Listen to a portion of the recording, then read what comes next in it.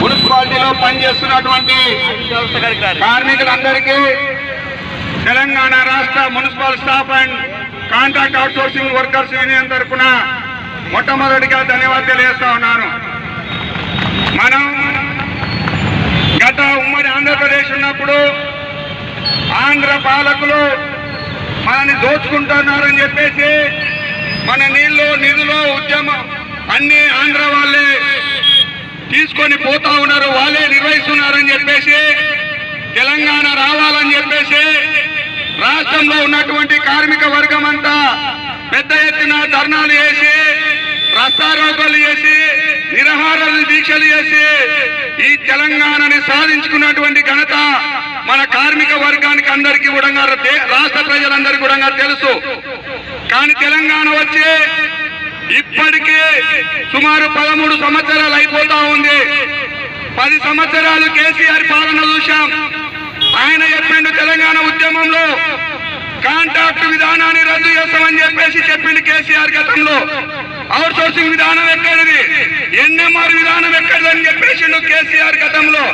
కానీ ఆయనని నమ్మి మన 2 దఫాలుగా ముఖ్యమంత్రిగా కేసీఆర్ చేశాం. అయినా కూడా మున్సిపాలిటీలో ఏ ఒక్క వర్కర్ ని కూడా పర్మనెంట్ చేసినటువంటి దాఖలాలు కేసీఆర్ కు లేదు. అట్లనే తెలంగాణ వచ్చినాక రాష్ట్రంలో కార్మికులకు జీతాలు పెరగాలని చెప్పేసి 2016 సంవత్సరంలో రాష్ట్రంలో 14 రోజులు సమ్మె చేస్తే అప్పుడున్నటువంటి ముఖ్యమంత్రి సుమారు 1600 మందిని తొలగించినటువంటి ఘనత చరిత్ర ఆ ముఖ్యమంత్రికి దక్కిందని చెప్పేసి తెలియజేస్తా ఉన్నా. అయినా కూడా కేసీఆర్ మెడలు వంచి హెచ్ఆర్సీ లో కోర్టులో వేసి అదేవిధంగా హైకోర్టులో కేసు వేసి తొలగించినటువంటి కార్మికులని పెట్టించిన ఘనత కూడా మన ఏఐటీసీ సంఘాన్ని చెప్పేసి నేను తెలియజేస్తా ఉన్నాను. అట్లా కేసీఆర్ కార్మికులను మోసం చేస్తా పోతా ఉన్నాడు. అయినా మన కనీస వేతనాలు పెంచాలని చెప్పేసి చెప్తే గతంలో 2016లో జీవో నెంబర్ 14 తీసుకురావడం జరిగింది. ఆ జీవో నెంబర్ 14 లో ఉన్నటువంటి అన్‌స్కిల్డ్, స్కిల్డ్, హై స్కిల్డ్ అనే 3 పద్ధతిలో వేతనాలు ఇస్తా ఉన్నారు 2016 నుండి. అప్పుడు 2016లో ఉన్నటువంటి జీవోలో 15,000 అన్‌స్కిల్డ్ కు 17,000 రూపాయలు, హై స్కిల్డ్ కు 19,500 రూపాయలు హై స్కిల్డ్ కార్మికులకు ఇస్తున్నామని చెప్పేసి జీవోని తీసుకురావడం అనేది జరిగింది. 2016 నుండి 2021 సంవత్సరం వరకు ఈ వేతనాలు ఇస్తూ వస్తా ఉన్నారు. దాంతో పాటు 2021 సంవత్సరంలో జీవో నెంబర్ 14 సవరణ చేస్తూ జీవో నెంబర్ 16 తీసుకురావడం జరిగింది.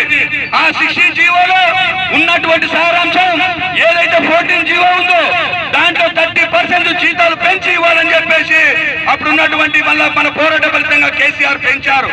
అప్పుడు 15,600 రూపాయలు పారిశుద్ధ్య కార్మికులకు, అదేవిధంగా డ్రైవర్లకు, ఇతరులకు 19,500 రూపాయలు, కంప్యూటర్ ఆపరేటర్లకు, హై స్కిల్ కార్మికులకు 22,750 రూపాయలు ఆ జీవో మన పోరాట ఫలితంగా వచ్చింది.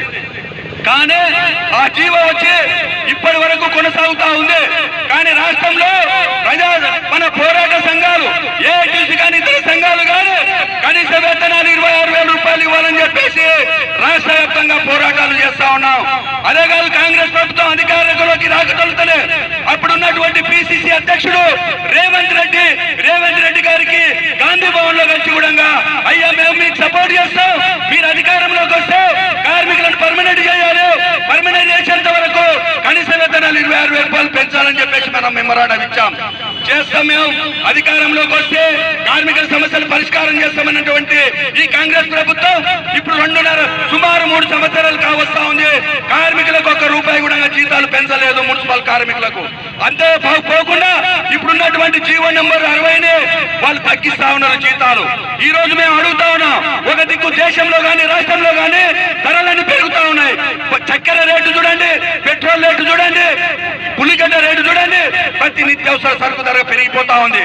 ధరలకు అనుగుణంగా జీతాలు పెంచాలి కానీ ఈ దరిద్రమైనటువంటి పరిపాలనలో జీతాలు తగ్గిస్తున్నామని చెప్పేసి ఈ రాష్ట్ర ప్రభుత్వం పోయిన నెలలో జీవో నెంబరు 1181 తీసుకురావడం అనేది జరిగింది.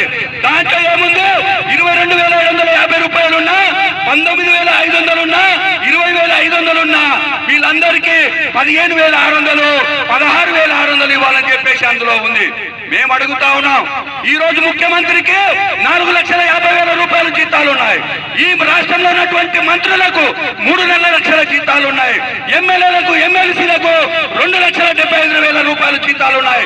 వీరే కష్టం చేస్తున్నారని చెప్పేసి, ఏ రోడ్లు ఉడుతున్నారని చెప్పేసి మీకు లక్షలలో జీతాలు తీసుకుంటున్నారు.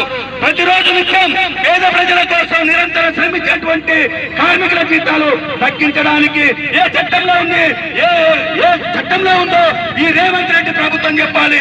ఈ రేవంత్ రెడ్డి దీనికి సమాధానం చెప్పాలని చెప్పేసి మేము తెలియజేస్తా ఉన్నాం. అందుకనే ఈ జీతాలని తగ్గించినటువంటి జీతాలని తక్షణమే పెంచి ఇవ్వాలని చెప్పేసి మేము తెలియజేస్తా ఉన్నాం.